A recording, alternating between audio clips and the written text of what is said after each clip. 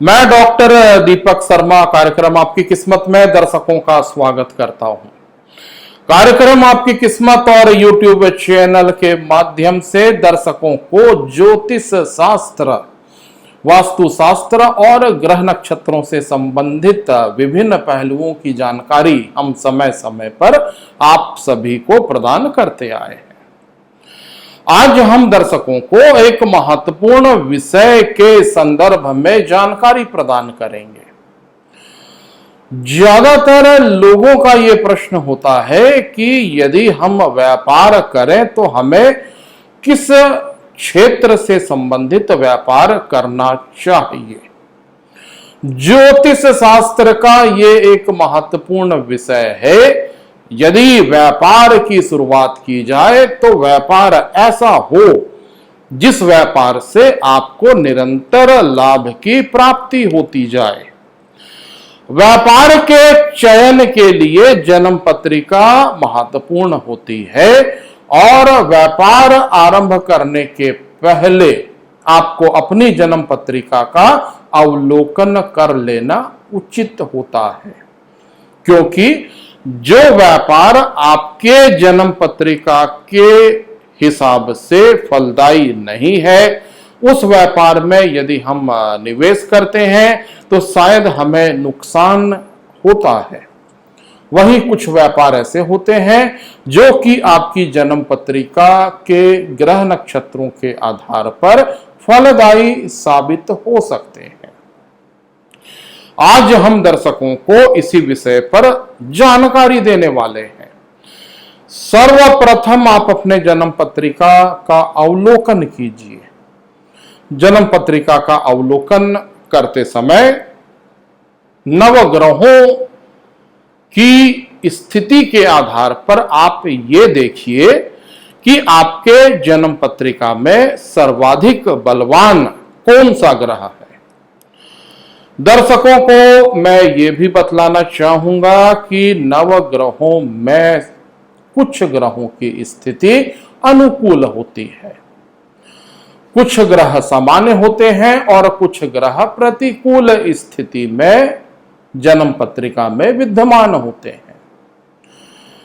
इन नवग्रहों में कोई ऐसा ग्रह होता है जो सर्वाधिक बलवान होता है, सर्वाधिक बलिष्ठ होता है। ऐसे ग्रह से संबंधित क्षेत्रों में ही आपको व्यापार करना चाहिए। उदाहरण के तौर पर यदि जन्म पत्रिका में सूर्य देव की स्थिति अनुकूल है तो सूर्य देव औषधि के कारक हैं। सूर्य भगवान आपको मेडिसिन लाइन या मेडिकल से संबंधित व्यापार की दिशा में प्रेरित कर सकते हैं।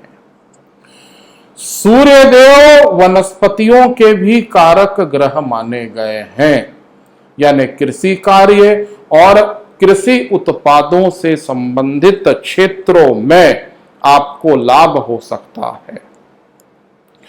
औषधि यानी दवाइयों का व्यापार, वनस्पति एग्रीकल्चर या एग्रीकल्चर से संबंधित क्षेत्रों में सूर्य देव के अनुकूल होने पे निसंदेह आपको फायदा होगा। आप ऐसे व्यापार का चयन कर सकते हैं यदि सूर्य भगवान बलिष्ठ है।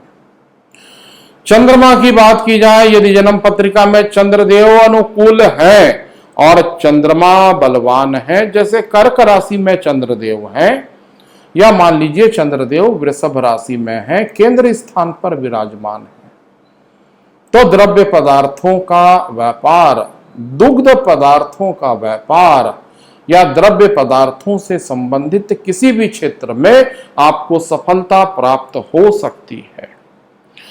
चंद्रमा जलीय तत्व के कारक ग्रह होते हैं और ऐसे जलीय तत्वों से संबंधित क्षेत्रों में यदि आप व्यापार करते हैं तो निसंदेह आपको लाभ होने की पूरी संभावना दिखलाई देती है। यदि मंगल देव की बात की जाए तो मंगल देव भूमि भवन निर्माण कार्य, ठेकेदारी और ग्रह निर्माण से संबंधित वस्तुओं के कारक ग्रह होते हैं। जो बड़े बड़े ठेकेदार होते हैं, जो बड़े बड़े बिल्डर होते हैं, जो बड़े बड़े स्तर पर जमीन की खरीदी बिक्री करते हैं, भूमि भवन निर्माण कार्य से संबंधित क्षेत्रों में जितने बड़े लोगों की जन्म पत्रिकाएं रहती हैं, उन जन्म पत्रिकाओं में मंगल की स्थिति सर्वश्रेष्ठ होती है। मंगल या तो मेष राशि में होगा, या अपने वृश्चिक राशि में होगा, या अपने उच्च मकर राशि में होगा। अर्थात मंगल की अनुकूलता होने पर आपको इन क्षेत्रों से संबंधित व्यापार जरूर करना चाहिए, आपको सफलता प्राप्त हो सकती है। जैसे आप घरों के निर्माण में लगने वाली वस्तुएं, जैसे टाइल्स है, मार्बल है, सीमेंट है, छड़ है, या क्रेशर का कार्य है, या गिट्टी या खदानों का कार्य है, इन क्षेत्रों में आप प्रयास कर सकते हैं। यदि बुद्धदेव की बात की जाए तो बुद्धदेव जो है ये बुद्धिजीवियों से संबंधित व्यापार की दिशा में प्रेरित करते हैं। आपकी जन्म पत्रिका में बुद्धदेव यदि केंद्र स्थान पर है, या मिथुन या कन्या राशि में विराजमान है, तो आपको स्टेशनरी का कार्य, किताब की दुकानों का कार्य, प्रकाशन का कार्य, या ऐसा कोई कार्य जिसमें बुद्धिजीवियों का हस्तक्षेप होता है, उन कार्यों से संबंधित क्षेत्रों में आपको सफलताएं प्राप्त होंगी। बुद्धदेव मार्केटिंग के भी कारक होते हैं, बुद्धदेव मैनेजमेंट के भी कारक होते हैं। यदि आपकी कुंडली में बुद्धदेव की अनुकूल स्थिति है तो आप एजेंसी का कार्य भी कर सकते हैं। किसी भी वस्तु की एजेंसी या डीलरशिप लेकर के आप विपणन का कार्य कर सकते हैं बुध के अनुकूल होने पर।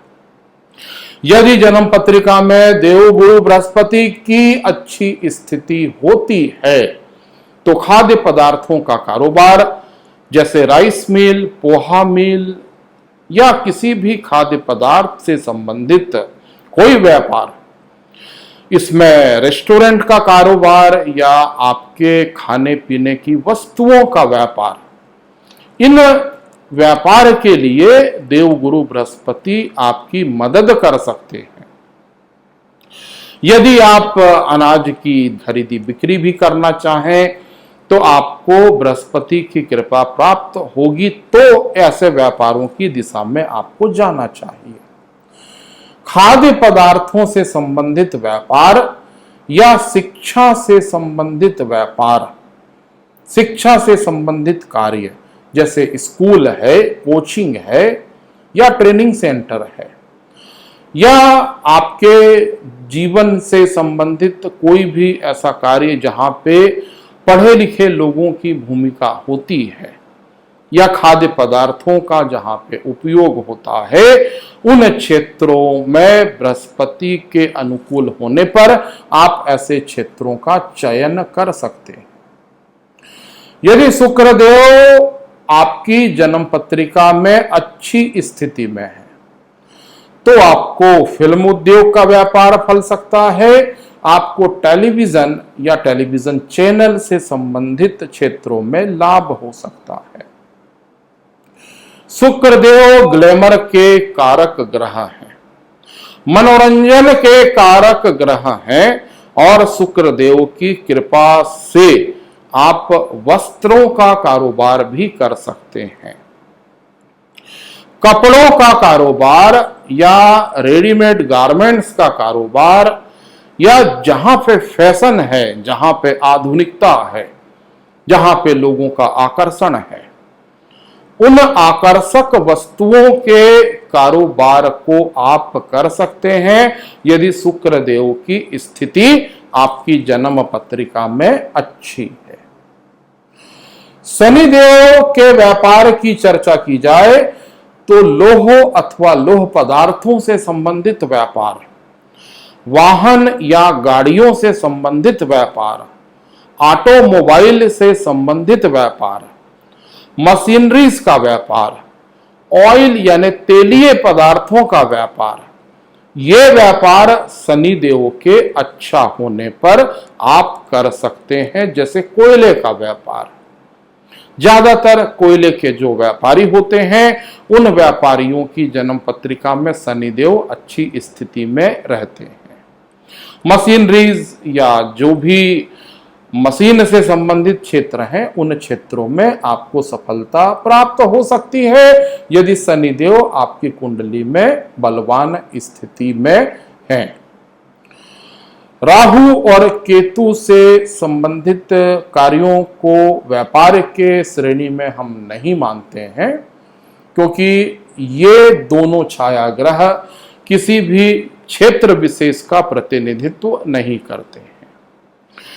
दर्शकों को एक तथ्य मैं और बतलाना चाहूंगा कि यदि आप कोई भी व्यापार करें तो अपने जन्म पत्रिका की दशा का अवलोकन कर लीजिए। आपके जन्म पत्रिका में यदि अच्छी दशा चल रही है तो ये समय व्यापार आरंभ करने के लिए सर्वोत्तम होगा। यदि मान लीजिए आपकी जन्म पत्रिका में कोई प्रतिकूल दशा है तो प्रतिकूल दशा में व्यापार आरंभ करने की बजाय हमें कुछ प्रतीक्षा या इंतजार करना चाहिए। यानी जन्म पत्रिका की महादशाओं के आधार पर भी व्यापार आरंभ किया जाए तो ज्यादा बेहतर होगा। आने वाले समय में दर्शकों को ऐसे ही रोचक तथ्यों को लेकर के हम आपके समक्ष प्रस्तुत होंगे। यदि आपको हमारा ये कार्यक्रम आपकी किस्मत डॉक्टर दीपक शर्मा पसंद आता है तो आप हमें सब्सक्राइब कीजिए। आप हमारे व्हाट्सएप नंबर पर हमसे सीधी बात कर सकते हैं। आप अपना कमेंट्स भी हमें भेज सकते हैं। अगली रोचक चर्चा तक के लिए मैं डॉक्टर दीपक शर्मा आप सभी से इजाजत लेना चाहूंगा। नमस्कार।